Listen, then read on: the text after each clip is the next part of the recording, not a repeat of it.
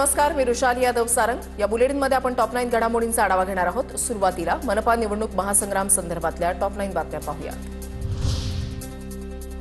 पुण्यामध्ये उमेदवारी अर्ज मागे घेतल्यानंतर पूजा मोरे ढसाढसा रडल्या। पक्षहितासाठी उमेदवारी अर्ज मागे घेतला, पूजा मोरेंची प्रतिक्रिया। भाजपवरील याआधीच्या टीकेमुळे कार्यकर्त्यांचा पूजा मोरेंवर रोष।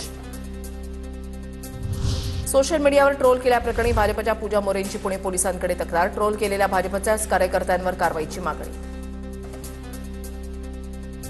पुणे महापालिकेच्या प्रभाग क्रमांक 2 मधून पूजा मोरेंना भाजपकडून उमेदवारी मिळाल्यानंतर पूजा मोरे सोशल मीडियावर ट्रोल। मराठा आरक्षण आंदोलनादरम्यान पूजा मोरेंनी मुख्यमंत्र्यांवर केली होती टीका। गुन्हेगारांना राष्ट्रवादीमधून उमेदवारी दिली नाही, गजा मारणेची पत्नी आणि आंदेकरच्या उमेदवारीवर अजित पवारांचं स्पष्टीकरण। काही जागा आरपीआय सचिन खरात गटाला दिल्याची दादांची माहिती।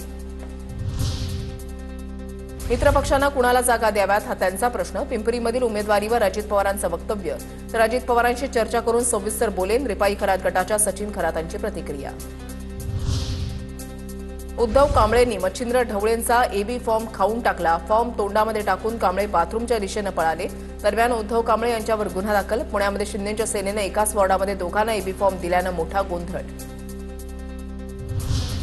मुंबईमध्ये एबी फॉर्मची कलर झेरॉक्स जोडून भाजपचा इच्छुक उमेदवार गायब। दत्ता केळुसकर नॉट रिचेबल झाल्यानं भाजपची डोकेदुखी वाढली। निवडणूक आयोगाकडून शिल्पा केळुसकरांचा अर्ज वैध। अहिल्यानगरमध्ये मनसेचे 2 उमेदवार बेपत्ता। उमेदवारांचा कुटुंबियांशी संपर्क नाही। मनसेचे जिल्हाध्यक्ष सचिन डफळ, सुमित वर्मांची माहिती। केडगाव निवडणूक बिनविरोध व्हावी यासाठी अपहरण केलं असावं, वर्मांनी व्यक्त केला संशय। सांगली महापालिका निवडणुकीमध्ये अर्ज माघारीवरून भाजप उमेदवार सुनीता भौमानेंच्या घरावर हल्ला। शिंदे सेनेचे उमेदवार सागर वनखंडेंच्या समर्थकांनी हल्ला केल्याचा आरोप। मुंबईसाठी वेगळी रणनीती पाहायला मिळते, पाहूयात त्या संदर्भातल्या टॉप 9 बातम्या। उपमुख्यमंत्री शिंदेंच्या ठाण्यामधल्या निवासस्थानी महत्वपूर्ण बैठक संपन्न। पक्षातील बंडखोर उमेदवारांबाबतही बैठकीमध्ये चर्चा। खासदार नरेश म्हस्के, रवींद्र फाटक, राम रेपाळे, संजय मोरे या बैठकीला उपस्थित। मुंबईतील मनसेच्या 53 उमेदवारांनी राज ठाकरेंची भेट घेतली। तुम्हाला ऑफर येतील, पैशाच्या आमिषाला बळी पडू नका, राज ठाकरेंचं आवाहन। तर रश्मी ठाकरेंकडून उमेदवारांचा औक्षण। ठाकरे बंधूंच्या उपस्थितीमध्ये मुंबईचा वचननामा 4 जानेवारीला प्रकाशित होणार। 5 जानेवारीला पूर्व उपनगरामध्ये दोन्ही ठाकरे बंधूंची एकत्रित सभा करत प्रचाराला सुरुवात होणार। मुंबईमध्ये वॉर्ड क्रमांक 67 मध्ये ठाकरे बंधूंमध्ये मैत्रीपूर्ण लढतीची शक्यता। या वॉर्डामध्ये मनसे ठाकरेंची सेना, दोन्ही पक्षांच्या उमेदवारांचे अर्ज छाननीच्या प्रक्रियेनंतर मुंबई पालिकेची माहिती।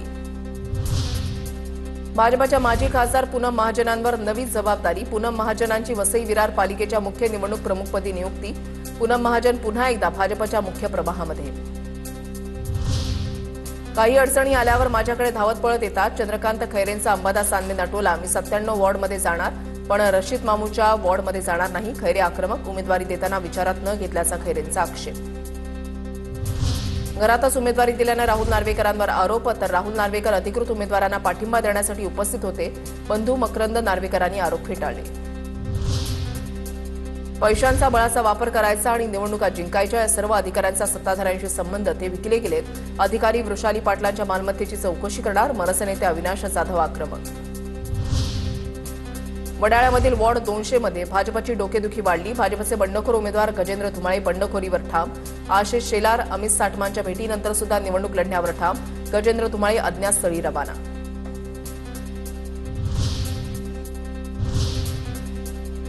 कुणी बिनविरोध निवडून आलेला आहे, तर कुणाचे अर्ज बाद झालेत, पाहूयात त्या संदर्भातल्या टॉप 9 बातम्या। कल्याण डोंबिवलीमध्ये महायुतीचे 9 उमेदवार बिनविरोध। भाजपचे 5, शिंदेच्या शिवसेनेचे 4 उमेदवार बिनविरोध।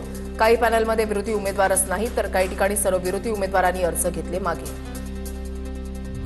भिवंडीमध्ये भाजपचे सुमित पुरुषोत्तम पाटील बिनविरोध विजयी। भिवंडी पालिकेमध्ये भाजपनं खातं उघडलं। सुमित पाटील प्रभाग क्रमांक 17 मध्ये दुसऱ्यांदा निवडणूक लढवत होते। डोंबिवली महानगरपालिकेमध्ये भाजपचा 4था विजय। पॅनल 27 अ मधून मंदाताई सुभाष पाटील या बिनविरोध विजयी। शिवसेना शिंदे गटाचे कल्याण ग्रामीणचे आमदार राजेश मोरेंचा मुलगा हर्षल राजेश मोरे बिनविरोध विजयी। पॅनल क्रमांक 28 अ मधून सर्वच विरोधी उमेदवारांनी अर्ज मागे घेतले। अहिल्यानगर मनपा निवडणुकीमध्ये अजित पवारांच्या राष्ट्रवादीनं खातं उघडलं। कुमार वाकळे यांची प्रभाग क्रमांक 8 ड मधून बिनविरोध निवड। पोपट कोलते यांनी उमेदवारी अर्ज माघारी घेतल्यामुळे कुमार वाकळे विजयी. धुळ्यामध्ये भाजपचा तिसरा उमेदवार देखील बिनविरोध. प्रभाग क्रमांक 17 ब मधून भाजपच्या सुरेखा चंद्रकांत ओगले बिनविरोध. जळगावमध्ये शिंदेच्या शिवसेनेनं खातं उघडलं. शिंदेच्या शिवसेनेचे गौरव सोनवणे बिनविरोध विजयी. ठाकरेंच्या सेनेच्या उमेदवारानं माघार घेतल्यानं गौरव सोनवणे विजयी.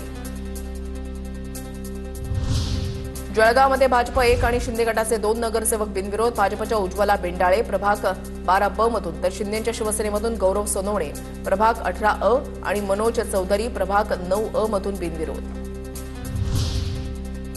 उपमुख्यमंत्री एकनाथ शिंदेंकडून विजयी उमेदवारांना शुभेच्छा. फोनवरून संवाद साधत विजयी उमेदवारांना शुभेच्छा दिल्या.